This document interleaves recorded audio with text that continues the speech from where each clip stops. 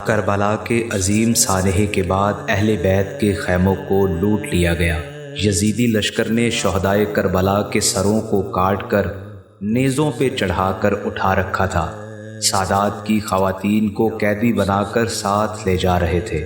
اصلاح و لشکر کے آگے کچھ نکارہ بجاتے اور ڈھول پیٹتے ہوئے فتح اور خوشی کے نغمے گا رہے تھے، اور استفسار کرنے پر بتایا جا رہا تھا کہ شاہی فوج نے باغیوں کو کچل کر رکھ دیا ہے اور ان لوگوں کو قیدی بنا کر لے جایا جا رہا ہے۔ کوئی ان قیدیوں کو پتھر مار رہا تھا اور کوئی ان کو دیکھ کے ہنس رہا تھا۔ یہ قافلہ بڑھتے بڑھتے دمشق کے بازاروں تک پہنچ گیا۔ یزید کا دربار کچھ ہی فاصلے پر تھا جہاں ان قیدیوں اور نیزوں پر لٹکتے سروں کو پیش کیا جانا تھا۔ اس شور اور ڈھول کی تھاپوں کی آواز قریب ہی گھر کی چھت پہ کھڑی ایک بوڑھی عورت کے کانوں تک پہنچی تو اس نے اپنی کنیز کو بھیجا کہ جا کر پتہ کرو آخر کیا ماجرا ہے۔ کنیز نے لشکر کے قریب رک کر اونٹنی پر سوار حضرت بی بی زینب سے پوچھا، آپ لوگ کون ہیں؟ بی بی زینب نے فرمایا کہ ہمیں کچھ چادریں دے سکتی ہو تو دے دو تاکہ میرے ساتھ قیدی خواتین اپنے سر ڈھانپ سکیں۔ کنیز یہ سن کر اپنی مالکہ کے پاس گئی اور ساری داستان اسے بیان کر دی۔ اس بوڑھی اماں نے کچھ چادریں، کھجوریں اور پانی کا انتظام کیا اور اپنے ملازموں کو لے کر قافلے کے پاس پہنچ گئی اور قیدیوں میں سامان تقسیم کیا۔ بی بی زینب سلام اللہ علیہا نے اس خاتون کا احسار دیکھا تو پوچھا، خاتون آپ کون ہیں اور ہم پر یہ احسان کیوں کر رہی ہیں جبکہ یہاں سب لوگ ہم پہ ظلم کر رہے ہیں؟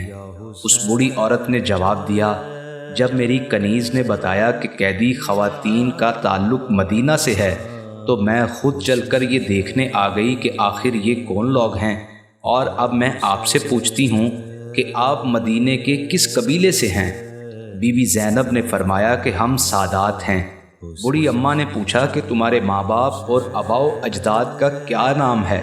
جب بی بی زینب نے کہا کہ میرے باپ خلیفۃ المسلمین امام علی علیہ السلام اور میری ماں سیدہ کائنات بی بی فاطمۃ الزہرا سلام اللہ علیہا ہیں تو بوڑھی اماں کی آنکھوں میں آنسو آ گئے۔